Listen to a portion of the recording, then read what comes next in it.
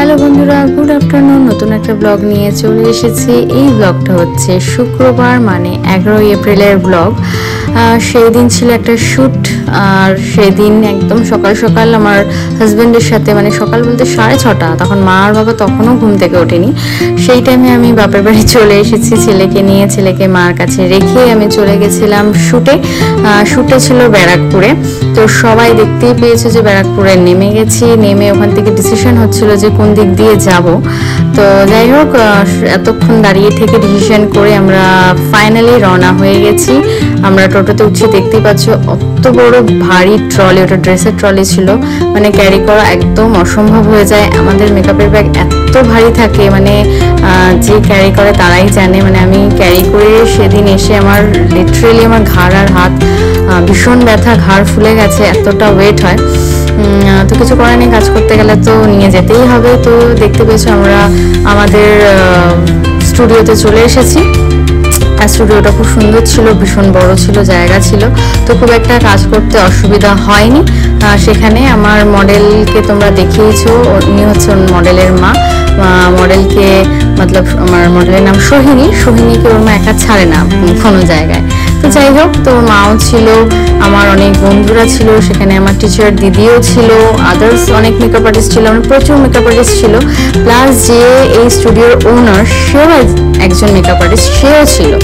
তো মানে খুব আনন্দ করেছি, ভীষণ মজা করে কাজ করেছি সেখানে।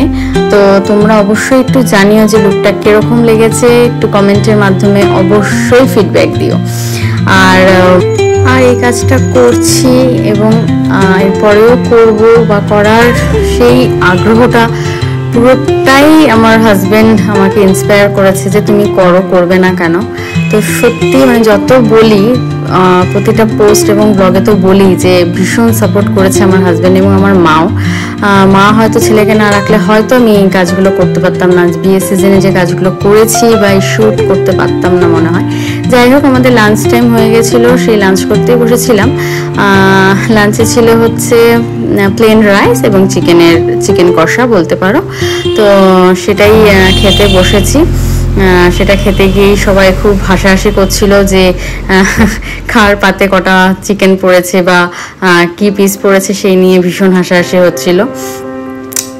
তো মোটামুটি আমরা কয়েকজন বসেছিলাম, আরও কয়েকজন ছিল যারা তখনও পর্যন্ত আর কি মেকআপ করছিল। তো যাই হোক, আমরা বসে পড়েছিলাম, ওরা তখনও কাজ করছিল। আমরা খেয়ে ঠেয়ে আবারও কাজ করবো। আমার মোটামুটি তখন ফুল ফেস হয়ে গেছিলো, শুধু আমার হেয়ারের কাজ ছিল। আমার খুব একটা টাইম লাগেনি সেদিনকে। তো যাই হোক, আমরা লাঞ্চ করে একদম শ্যুট টাইম চলে এসছে। ফটোগ্রাফার দাদা ফটোগ্রাফি করছে, এদিকে অনেকে রেডিও করছে, আর আমার এখানে আমার মডেলের শ্যুট চলছে সেই টাইমে। তো আমি আস্তে আস্তে অবশ্যই ফটো শেয়ার করব, ফটো এখনও পাইনি, পেলে অবশ্যই শেয়ার করব। ফাইনাল লুক, ফাইনাল ফটো তোমরা অবশ্যই জানাবে যে কেমন কাজ করেছি।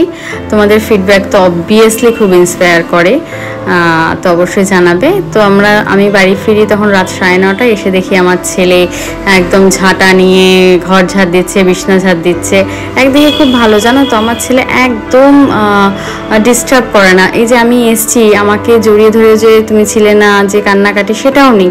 ভীষণ ভালো ছেলে, ভীষণ ভালো, একটু দুষ্টু। যাই হোক, তোমরা জানিও কিরকম।